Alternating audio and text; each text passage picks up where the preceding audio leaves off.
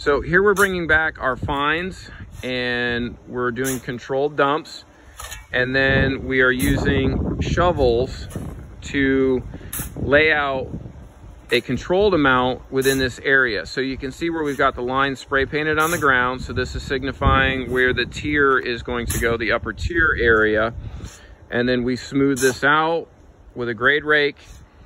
And then the next step, we'll continue just to work backwards, staying within, coloring within the lines, if you will, and grading this out. So in a second here, Josh will take the grade rake and start to grade the paver fines out.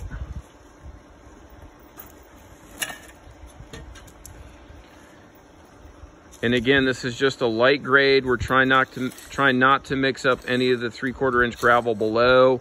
If we do, that's okay, because it will get compacted in all together, but we're just trying to do a light rake and spread out the paver fines to get it to lock in between the 3/4 inch rock.